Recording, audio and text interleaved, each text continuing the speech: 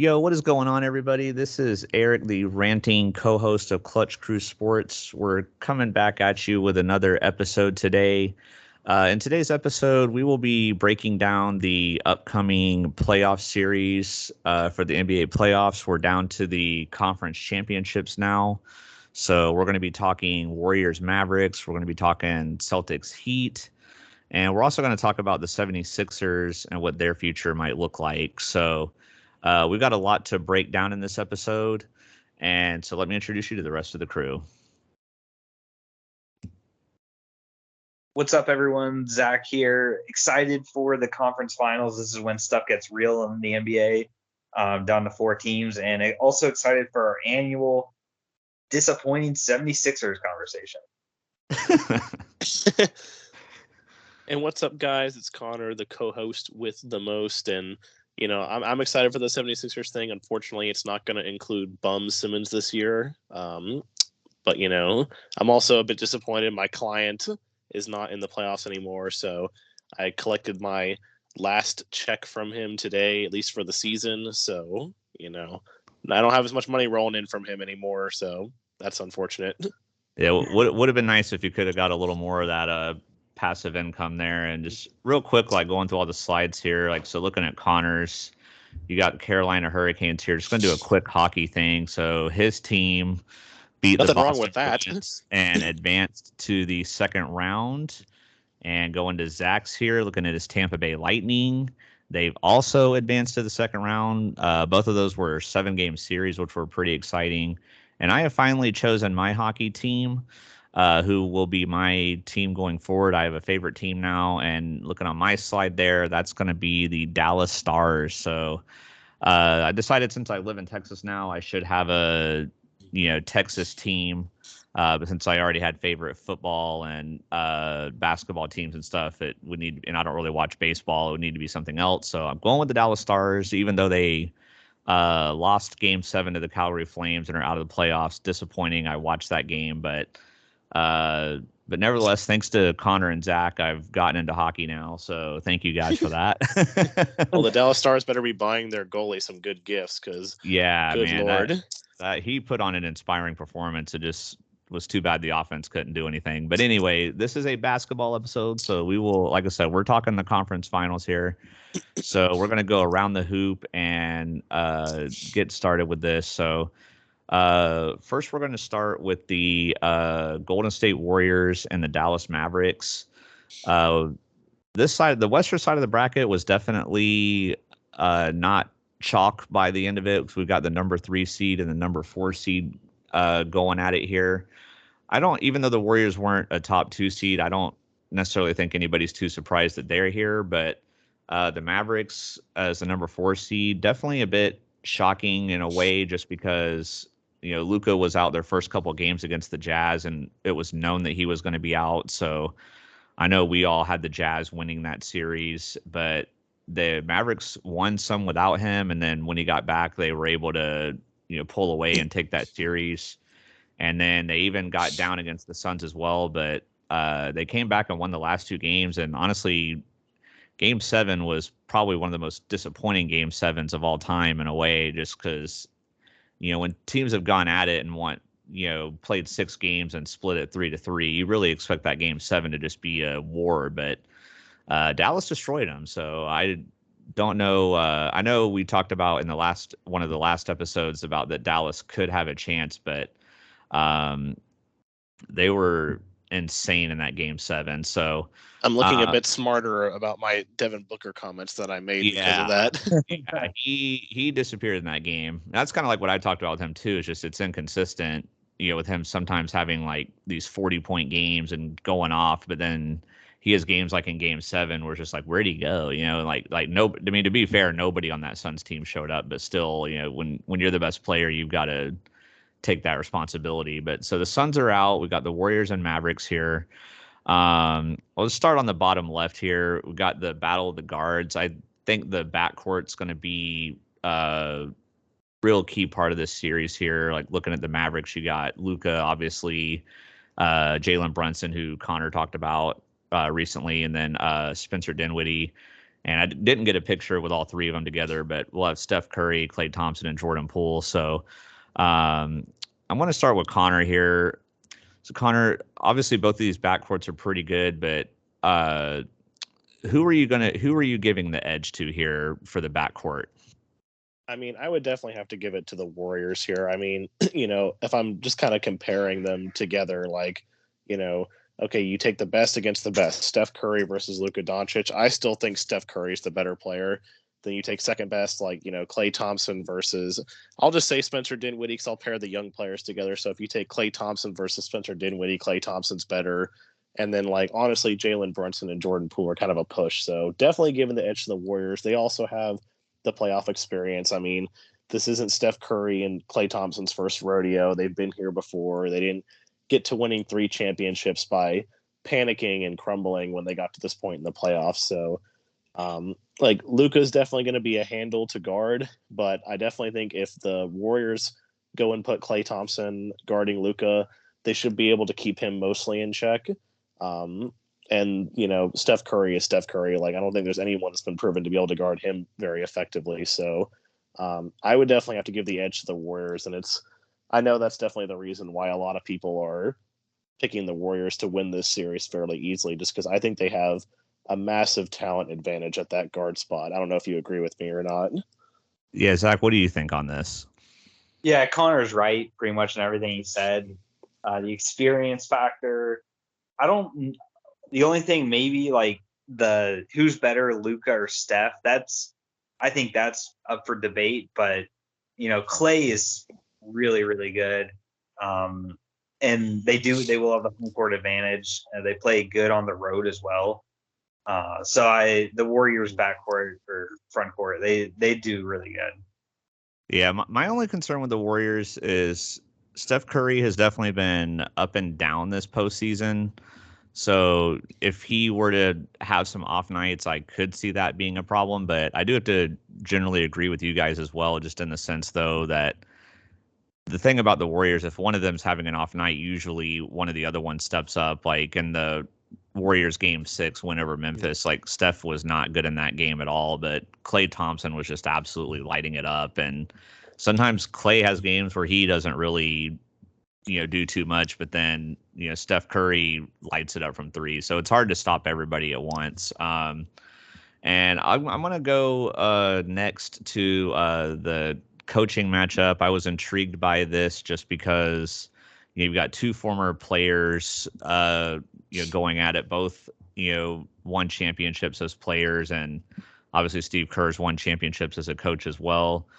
I will ask I'll ask Connor here what you think, but for me, the coaching matchup, even though Steve Kerr has, won championships, I mean, he would have an edge there, but I want to say the coaching matchup is more of a push. I want to say it's pretty even. I really think what Jason Kidd has been able to do with this Mavericks team and getting them this far has been pretty amazing. So I think these are both pretty good coaches, and I'm going to give it a push. But do you see an edge either way here in the coaching matchup, Connor? I mean, I think this again, just kind of goes back to experience and being here, like not just as a player, but as a coach. And in my mind, that has to give at least a small edge to Steve Kerr. I mean, again, the Warriors, they won 3 championships, made it to 4 in a row, made it to 5 in a row, actually, under Steve Kerr. And it's just, it's hard to replace that kind of, experience that you have coaching at the big level. Like, there's never going to be a point in this series in my mind where Steve Kerr gets out coached. Like, I don't necessarily think that Jason Kidd will get out coached either, but if it's going to happen, it'll happen to where Steve Kerr out coaches Jason Kidd. So that in my mind just has to give a small advantage to Steve Kerr. 'Cause, I mean, obviously, if you're looking at their accolades as players, Jason Kidd was the far better player and was a much bigger contributor on all the teams that he played on. But, from a coaching standpoint, I'd have to give the edge to Steve Kerr. Yeah, I think that's fair. I want to move up to the top left here now with potential X factors of the series. So, like, obviously the guards, like we talked about earlier, they're going to be the main focal points and everything. But you got some of these like forwards and bigger guys, and obviously they're gonna have to play a part as well. So Zach, who like it can be between the Mavericks or the Warriors. It can be any of the four guys pictured. I've got Dorian Finney-Smith and Reggie Bullock for the Mavericks, and Andrew Wiggins and Draymond Green for the Warriors. But who, like non-guard wise, would you consider to be the biggest X factor in this series for either team? All right. Well, for the Warriors, I don't even know if Draymond would be considered an X factor because he's a proven guy, but I will pick him just because he's got an X factor in multiple ways, like in how good he can be as a facilitator, defensive guy, like a leader, heart and soul of the team sort of deal. But also, like, I don't know what his flagrant and technical foul counts out, but he's been ejected, I think, a few times already in the playoffs. So, that aspect to his game is an X factor. If the Mavericks can get under his skin or something, we've seen definitely these refs, they're not going to say it, but since he has a pretty lengthy track record of, ejections and things, he's on a tight leash. So if the Mavs do anything to get under his skin and he goes off, that losing him would be a big X factor in the series. For the Mavs, I'm gonna pick Davis Bertans. He's a guy who, and honestly, it's the biggest X factor for the Mavs is 3-point shooting. They're a live and die by the three type of team. So if the Warriors sell out on Luka, like they do everything to stop him, it's really gonna just be everybody else on the Mavs, like DFS. Bullock, Bertans, all those guys. It's going to come down to their 3-point shooting for them to have a chance, in my opinion. Yeah, I definitely agree with that. I mean, you see sometimes these teams with the live by the three, die by the three, it can make a difference. I mean, some of these games where Dallas beat the Suns, where in the previous round, where they were just on fire from three, that's literally the reason why they won the game. So it'll be interesting to see what they do and to see what Golden State's strategy is going to be to stop Luka. Like who are the Mavericks going to have guard who? Like it's going to be an intriguing matchup, but I do definitely agree with you as well about Draymond in the sense that he's got to be careful because he had that ejection in game 1 versus Memphis, and Memphis almost won that game. And if Memphis wins that game, then that goes to 7, and who knows if maybe Memphis on their home court takes that. So Draymond's got to be careful with that, but he seems to never do that. So, who knows if he's actually going to keep his composure this time, but we'll see. So the final topic for this is going to be our predictions basically, but I was looking all over on Twitter, throughout the day today, and really other than Mavericks fans, and maybe some people that I think they were really just trying to garner some attention to their Twitter pages for clickbait and stuff. Pretty much, pretty much everybody I'm seeing is predicting the Warriors to win. These are just some tweets on the screen here that I screenshotted. It seems to be more split with the Heat and Celtics, which we're going to get to, but I'm not really seeing anybody take the Mavericks here. So I'll start with Zach on this one. Just give us your series prediction, and do you think the Mavs have a chance? Yeah, I don't think they have a chance. I will say Golden State in 5. I think, if you'd have asked me the Maverick before the Sun series, like I would have said the Mavericks would have a way better chance against the Suns than they do against Golden State. Golden State, their biggest criticism is they haven't truly been tested. They got the Nuggets in the first round with only Joker, nobody else on his team. Then Ja gets hurt in the second series, but in my opinion, they're just too good of a team. And as good as Luka is, and it kind of reminds me a little bit, I wasn't, watching basketball, but the 06 or 07 Cavs, that team that LeBron drugged to the finals with nobody on that Cavs roster. It was just him. It seems like that sort of deal with the Mavericks. Like they have good players, but they don't have any stars on their team other than Luka. The Warriors just have way too many more. So I'm going to say Golden State in 5. Gotcha. How about you, Connor? I'll give Dallas a slightly more of a chance and say Warriors in 6, but I would be pretty surprised if the Warriors were to not win this series. I mean, they were the team that I picked from the Western Conference to represent to go to the finals when we made our initial predictions way back when. So I'm sticking with them. And yeah, I agree with Zach. Like, it's a superstar surrounded by a lot of role players on the Mavericks, whereas, Steph and Clay are both superstars. And I mean, Wiggins has really come into his own this year. And Draymond, he's not an offensive kind of player, but he's one of the best defenders in the league. Like, there's just too much star power on the Warriors, in my opinion, for the Mavericks to have a chance. Yeah, I'm gonna agree with you, Connor, here, and I'm gonna go Warriors in 6 as well. So none of us taking the Mavericks. I'm not too surprised, but Zach and I earlier in the season had done a fantasy style draft on teams that we thought would be able to win the championship, and Golden State is the only team I have left. So really need them to win this one. All right, so moving on to the Eastern Conference, we have the Heat and the Celtics, and the Heat are Zach's remaining team that he has left, so I'm sure he's probably pulling for them, but got a couple storylines here with this one as well. We're going to talk about Zach's favorite player, Kyle Lowry. So he's been having an injury that he's been dealing with, a lingering hamstring, I believe it was.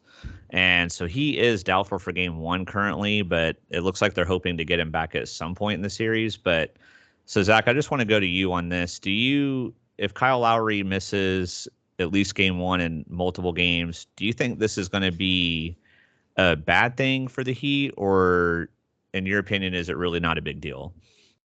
It's really not a big deal, especially for the Heat's team. Like, they're the team most in the playoffs, Golden State close behind them, that it's truly like a next man up, and the next man up performs.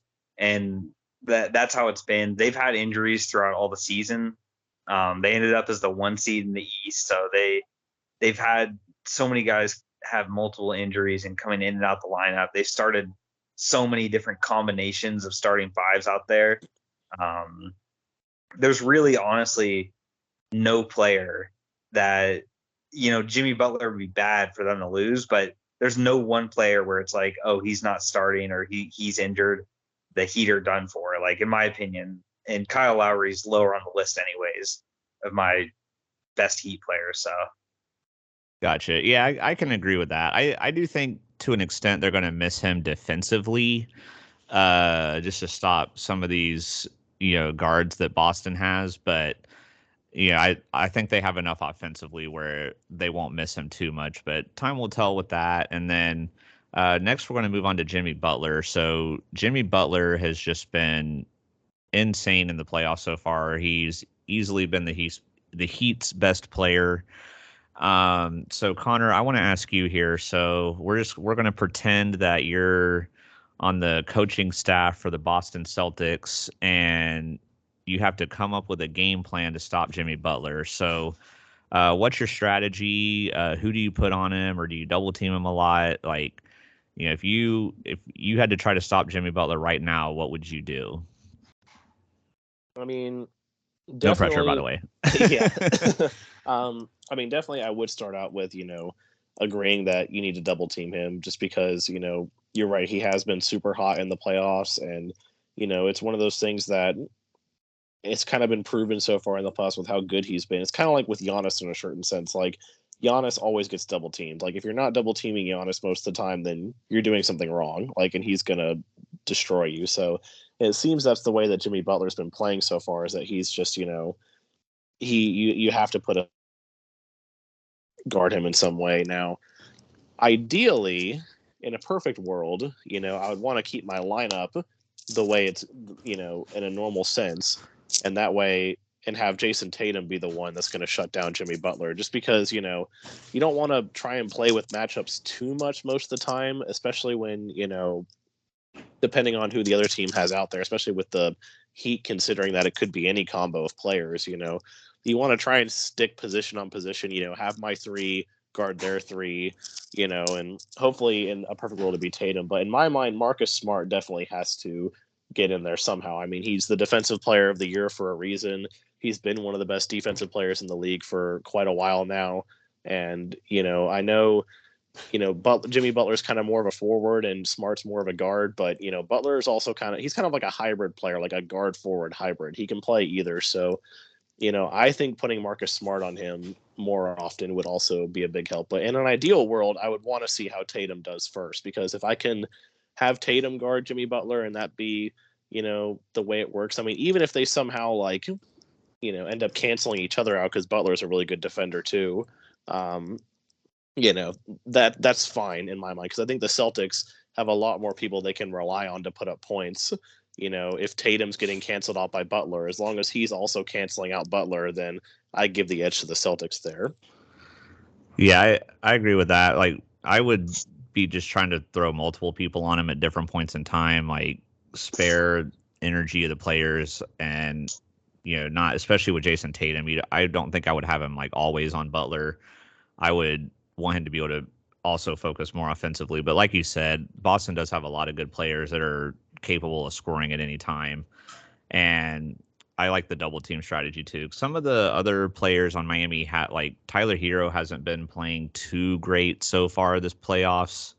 And so, I would be in the strategy of try to do everything you can to make someone else beat you. But so we're going to move on to our predictions here for this series. And Zach, I'll start with you. I know you're a big Grant Williams fan. I know you want the Celtics to win in that regard, but I also know you've been really high on the Heat.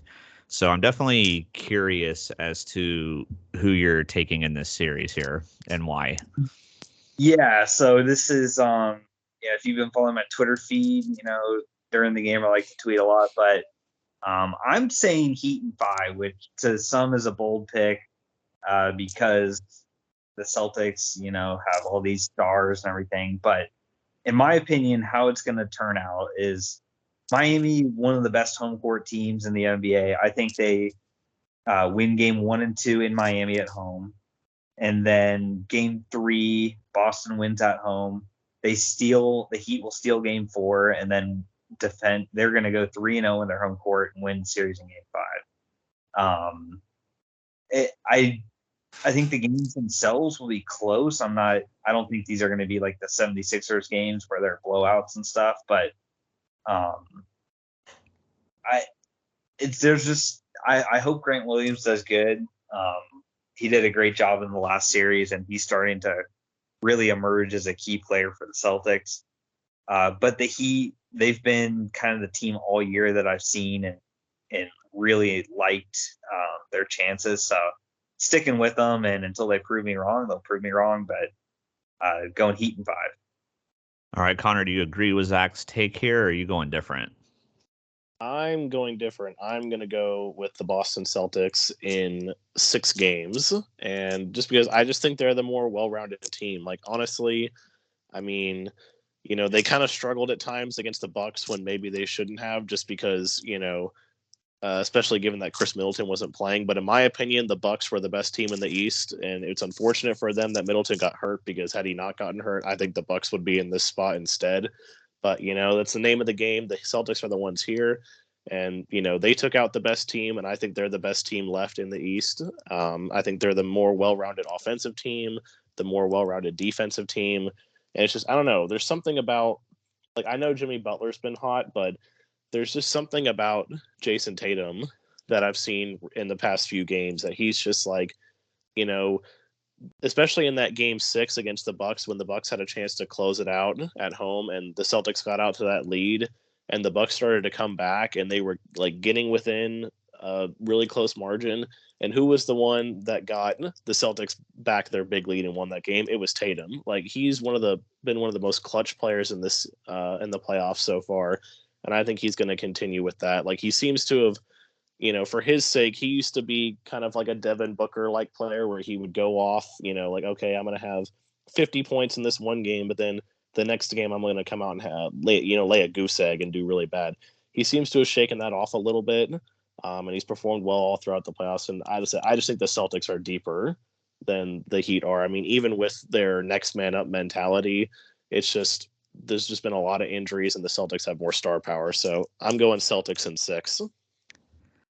Yeah, and unfortunately for Zach, I'm going to agree with Connor here. I'm going to take the Celtics in 7. I mainly with the last point that Connor made there. I just think the Celtics have more depth. Like I would say, Tatum and Butler are probably pretty equal, and then maybe like Bam Adebayo might be the next best player. But then after that, I think most of the next best players after that you would say are Celtics players.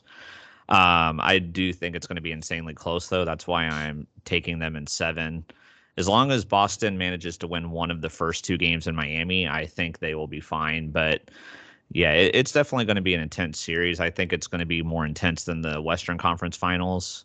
Obviously, I could be wrong. I've been wrong on the Mavericks the whole time so far this playoff. So maybe I'll be wrong again there. But definitely good takes on this, guys. Definitely going to be a fun conference finals for sure. So before we end the show, got one more segment. I just happened to see. Oh wait, no, we don't. Sorry, I've got this other topic too. Sorry, I didn't have my notes in front of me.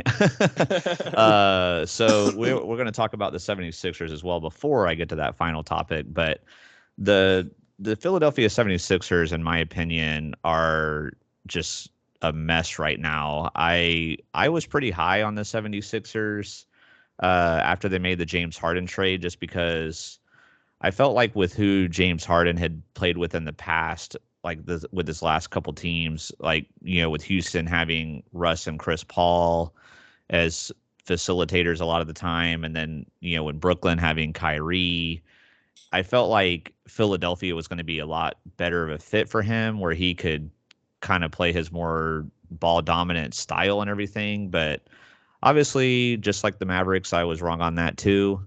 And it's really been a disaster for the 76ers. Like this is probably, I think we've talked about this before, but this is probably the first ever, like maybe not the first ever, but the first in a long time where it was like a lose-lose trade for a team where like both teams got a quote unquote superstar player in the trade.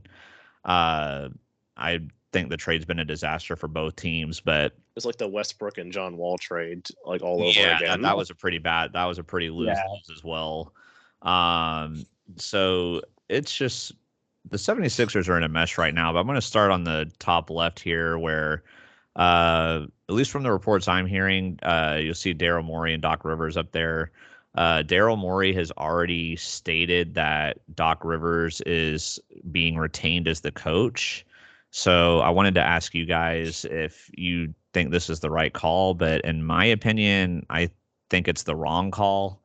I kind of think the Philadelphia 76ers need to do a hard reset on, some of their, like with their coaching and roster. Like I just kind of think they need not like a complete blow up rebuild, but I do think they need a bit of an overhaul. And I've officially gotten to where I think Doc Rivers is a pretty overrated coach. Let's see, I guess I asked Connor about coaching earlier. So Zach, I'll ask you, do you agree with me on this, or do you think retaining Doc Rivers was the right call? I think it's the right call. I don't think he's so much the problem as it is some of the players. I don't think he's the best coach at all in the NBA, but he's not a slouch, and I think he brings a lot of good things to the team. He's only been there 2 or 3 years now, so it's not like the point where when he left the Clippers, I don't know if he was fired or he left on his own, but that had run its course. He'd gone through two cores of players, 2 super teams pretty much. Yeah, with the Lob City era and then the Kawhi era. So, that makes sense. But with the 76ers he's still in his first era here. So I'm cool with them retaining him. Gotcha.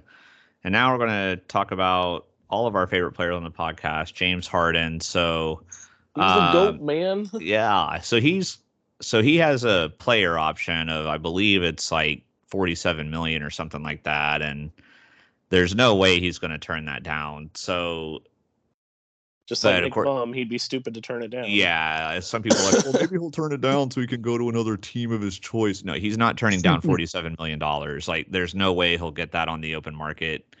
He's regressed so much, and especially with he's already been on so many teams now. Like, it's like every year he's on a different team. Like, he's going to take the 47 million. There's no way. But the talk though is that the 70, like, there is a possibility that he gets extended. And I don't know. I mean, I'll ask either. I just kind of, we can go like one at a time, I guess, and answer real quick. But like, would you extend James Harden? And the answer for me is no. Connor, what about you? Absolutely not. Zach? Not in a million years. Okay, Or, yeah, or a billion. Yeah, whoa. Okay, that's a really long time. Yeah, I guess it's just interesting though, because it's like the thing is that the 76ers GM Daryl Morey, like, he was the GM of the Rockets when James Harden was there, and for whatever reason he seems to really love him, and so like I kind of feel like there's a possibility that he will get extended. Obviously, if I was the 76ers GM, like, we just agreed on, like, there's no way I'm doing that, but I mean, I'm looking to trade him if possible, but I don't know if there's any trade contenders out there. I don't know if there's anybody that would really want him at this point, especially for that $47 million contract. But I don't know. So I'm gonna go down to the final question here. We all agree that James Harden should not get an extension, but if James Harden does get an extension, if you're Joel Embiid, would you ask for a trade? I'm going to say yes. Zach, what about you? That's a tough one. I'll say no, though. Okay, Connor, what about you? Break the tie here. I agree it's tough. But if I'm Joel Embiid, I don't know. It just depends on how much they want to give James Harden, which unfortunately in my mind I'll just assume that it's a lot because you know how big James Harden's ego is. So if they do that, then in my mind, if I'm Joel Embiid, it's like, okay, I've spent enough time here. I feel like they've wasted I feel like the 76ers have honestly wasted his talent in a lot of ways. So if they do extend Harden, I'm looking for a trade if I'm Joel Embiid. Yeah, I agree with this 100%, because for me it would become like, if I was him, it would become like a him or me kind of thing. Like, Yeah. if you want to keep him, then I'm going to go. Like, if you want Well, to keep me, kind of like the Bradley Beal thing in Washington, where like it was like, if you want to keep Westbrook, then I'm out. yeah. So I think that's just how it should be, because to me it's just obvious that I'll be surprised if James Harden ever wins a championship. Like, if he does, it's not going to be because he's the main player on the team or something. Like, it just seems to me like he's a locker room cancer, and I just would not want him around. Like, it seems like there was tension already. Is Zachary about to say something? Yeah, well, there's two things I want to comment on the Harden situation. One, I don't know if you heard what Embiid said about Harden. Eric, did you hear about that after What I've heard was he said something about, like, we were expecting to get the like the Houston Rockets version of James Harden, and he hasn't been that, or something like that. I might be a little out of context there. It's pretty much what you said, yeah. But like, I think he directly said, like, he's not as good as he was in Houston. So that's a major sign. Like, whoa, you're like, you are still teammates with this guy, Like, yeah, that's like, that's straight up calling him out. Yeah. And then the second thing, I think age is a factor, but even bigger, the NBA changing their rule on the not allowing the shooter to just flail their body and make the defender. Yeah, changing that rule. Boy, I really wish the NCAA would get rid of that too, because it's like the dumbest rule in my mind. Like, I could go on a rant about that rule. Like, yeah, but that really, I mean, his free throw numbers have dropped because of that, and that's hurt him more than anybody else, in my opinion. Yeah, I think he has failed to adapt his game, and even before that rule change, I mean, that was his whole offense. Like, drive in and flail the arms as he goes up for the shot and hope to get a foul or step back three. I mean, that's that's basically his whole offense. That's the way it's been, his Or whole like career. you get the defender to like jump up in the air and then you jump up into them and draw a foul. Like Yeah, that's ref baiting is the name of his game. I mean, and that's a style of play like nobody really wants to sit down and watch. I mean, but I don't know, like you can obviously tell because of this stuff affecting him, like it's just really hurt him. And I get why Philly did the trade initially because it was obvious Ben Simmons was never going to play for them again, and they needed to do anything they could to get him out of town. But Simmons and his back soreness. yeah, we got to make at least one Bum Simmons reference per episode. But so I don't know. Like if I was Embiid, obviously I get that Harden, they may have to keep him this next year because of the player option and everything. But if they sign him to a long-term extension, if I'm Embiid, I'd be pretty upset. But all right, guys, so that's gonna wrap up our main content here. Our final segment. So we've been talking about. Connor recently uploaded a episode with the second round of the NHL playoff talk. I listened to that earlier. Very good job on that, by the way, Connor. Thank you. Yeah, Connor. Not to brag about how good we are over here at Clutch Crew Sports, but Connor successfully predicted every first round matchup in the NHL playoffs. So I remember I watched after Connor's video. I was working one day and I listened after Connor's video. This other guy's video came up in the related thing that made predictions, and he got the Carolina Boston series wrong. He got the Florida Washington series wrong. And I think he got like one or two series wrong in the West as well. And this guy somehow had like 10,000 views. Obviously a bum compared to Connor. So we're just going to go ahead and say that. But and then obviously we've been talking about NBA playoffs. So we got a bracket thing going on here. So I'm going to pull up this last slide here. I just happened to see this on Twitter. And I don't agree with all of these choices on here, but this is a tournament bracket of the best athlete names. So it's supposed to just be like athletes that have funny sounding names. So I don't want to like read them all individually. If you're not on YouTube, like you can go to YouTube and check it out and see the picture of the bracket. But so what I just wanted to do with you guys real quick, just take a quick look at this. I didn't have the guys look at this beforehand. I wanted this to be a like kind of impromptu thing for them. But take a look at this. Let me know who you've got coming out of the left side of the bracket. Let me know who you got coming out of the right side of the bracket, and then who you ultimately have winning the bracket here for funniest or best athlete name. I'll do mine first since I've already looked at it.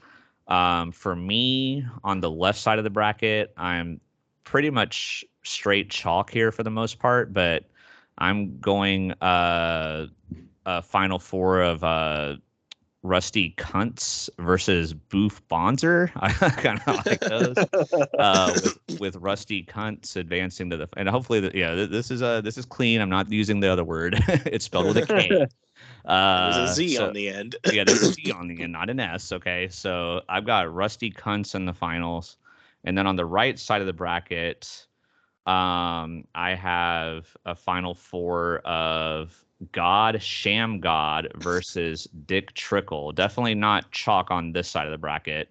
And I had the 10 seed Dick Trickle getting to the finals against the number 1 seed. But in the end, home court advantage takes over. I've got the number 1 seed Rusty Kuntz taking the bracket here. That's who I've got for best athlete name. So, Zach, I'll go over to you next. Like, give us your final four and your champion now that you've had a minute to look this over. Who you got here? Yeah, these are tough to decide. Even more tough than the NBA game. I'm just kidding. I'm gonna go on the left side of the bracket. I'm gonna go the same as Eric. Actually, I'm gonna take Rusty Kuntz.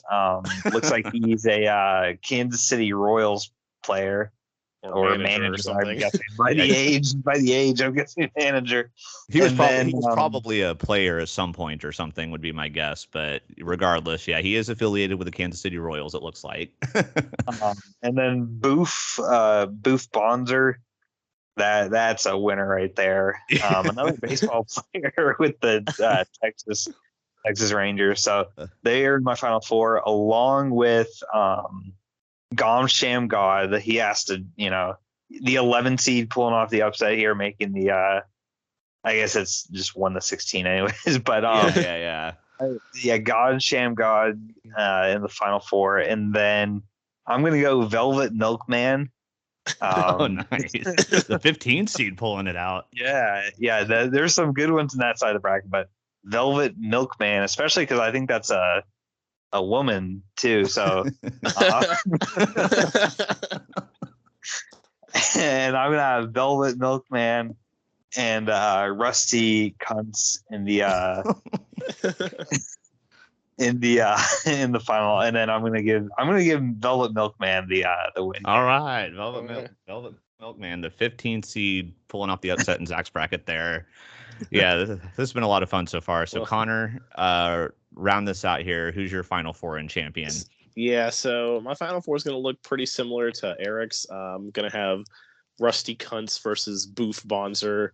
Those are definitely like, I think it's definitely, there's a lot, like Zach said, there's a lot better names on the right side of this bracket. The left side, I think, I agree too. Like, pretty clear to me that it's Rusty Cunts and Boof Bonzer. Those are pretty good. And on the right side, God, Sham God, I don't even know, and Dick Trickle.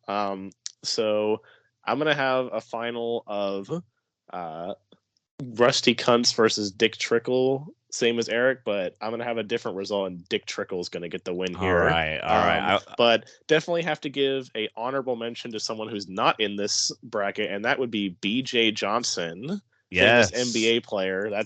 That's still definitely way up there for best name. Also, it also doesn't help with BJ Johnson that in 2K, I think he's like a 69 overall. So that doesn't make it any better for him. I do have to give my honorable mention on like this particular list though. The hardest first round matchup for me was Dick Trickle versus Cannonball Titcomb. I was wondering if any of y'all would have him like that. Cannonball, like honestly, if Dick Trickle wasn't in this, like Cannonball Titcomb probably makes it to the finals for me. That's tough. But I probably would have that as my third best on that side. I think Dick Trickle, but I really like God Sham God. Like, what? Yeah, I don't get it. I'm trying to think of any other potential honorable mentions that didn't make the bracket. I was trying to think of some names in my head. Zach, did you have any honorary mentions by any chance here? No, I'm bad at thinking of this stuff on the fly. But yeah, Cannonball Titcomb, like, is that guy from the Civil War or something? Yeah, these are actors, right? Yeah, it does look like this picture was taken in like the 1800s, so that's definitely a possibility. I don't even know what sport he played. I'd be a baseball player if I had to guess. Would definitely be curious about that. Maybe a golfer or something. I don't know, but I feel like I'm gonna Google search this while you're closing the episode. Yeah, sure. Baseball. Yeah, I was like, I figure it has to be baseball because like born in 1886 or 1866. Sorry.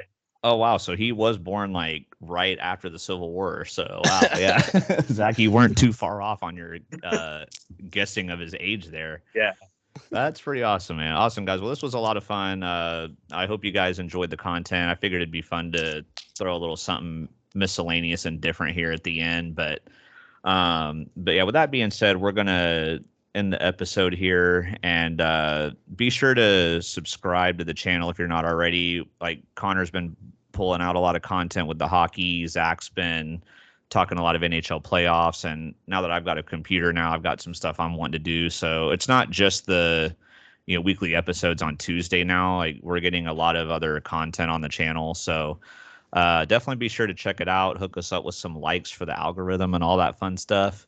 And for me, with that being said, peace. Bye. Clutch.